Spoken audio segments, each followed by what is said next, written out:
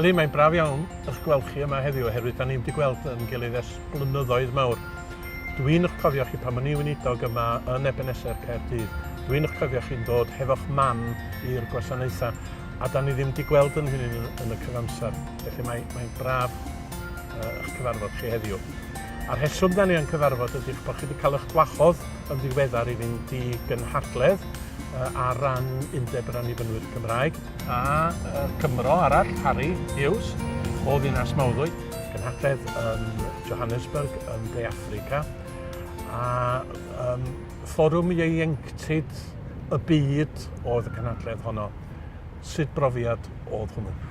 Oedd e'n arbennig o wych. Pwnc y gynhadledd oedd gwneud disgyblion yng nghyd-destun ymerodraeth a ddychmygu'r eglwys.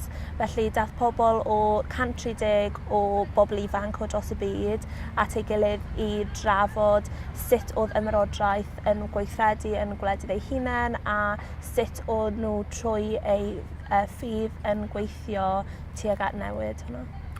Ond pan oeddech chi yn dod at eich gilydd i drafod a oeddech chi'n dweud gwneud disgyblion yng nghyd-destun ymerodraeth. I ba gyfeiriad oedd y drafodaeth honno yn mynd? O natur fod yn De Affrica, nathon ni drafod lot o'r yr ymerodraeth Prydeinig. Nathon ni hefyd drafod ymerodraeth o rhan fel mae addysg yn ymerodraeth a hyd yn oed capeli fel ymerodraeth o rhai pobl yn siarad am bod eu capeli nhw o nhw'n credu fel pobl ifanc yn rheoli sut o nhw'n addoli fel pobl ifanc, ond oedd na dal trafodaeth am yr ymerodraeth Prydeinig. Mae'n siŵr bod siarad am yr ymerodraeth Prydeinig a be oedd wedi wneud o gwmpas y byd yn eitha anghyffyrddus i chi oedd o ddim? Oedd yn le anodd i fod fel person Prydeinig oherwydd dyn ni ddim wedi cael ein addysgu dwi'n credu yn gywir am y fath o bethau o'n nhw wedi bod trwyddo a o'n nhw'n teimlo'n gryf am y peth a wedi bod trwy profiadau o'n i byth wedi gallu meddwl neu dychmygu. So oedd yn ddiddorol iawn glywed ohonyn nhw a dysgu amdano fe o ffordd gwahanol. Mae yna rei agweddau o bethau fel yna. Mae o'n taro tant yn profiad ni fel Cymru Cymraeg. Oeddech chi'n teimlo hynny? Do, so yn ystod pryd o rhaid i ni rhoi perfformiad ni o beth o'n i'n neud yng Nghymru dawnsio. Nathon ni ddysgu nhw sut i dawnsio gwerin, ond nathon ni hefyd, nes i a Harry hefyd siarad am bod ni wedi bod i ysgolion Cymraeg a bod ni'n gwerthfawrogi'r ffaith bod ni wedi cael y cyfle i fynd i ysgolion Cymraeg a siarad Cymraeg herwydd yn hanesyddol oedd pobl ddim yn cael y cyfleoedd hynny. Pan ydych chi'n meddwl am y gynhadledd ac am yr ymweliad, be nath fwy o argraff yna chi? Beth sy'n mynd i aros yn y cor rwan i'r dyfodol? Y teimlad o maddeuant.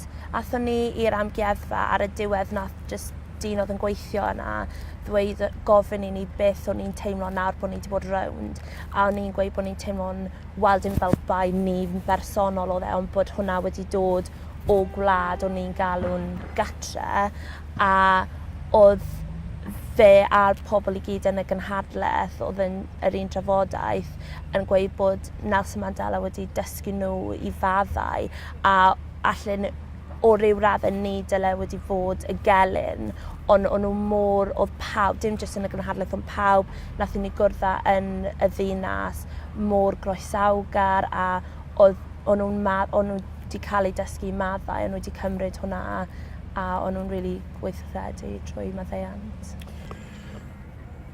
Da chi wedi dod yn ôl o'r gynhadledd, da chi wedi dod yn ôl i Gymru, pan fyddwch chi adra Nghaerdydd, da chi'n dod yn ôl i Ebeneser. Be sydd wedi dod yn ôl hefo chi? Pa wers sydd na'n dod o'r gynhadledd fuoch chi yn ei hi efo gweddill ieuenctid ECOM ar draws y byd?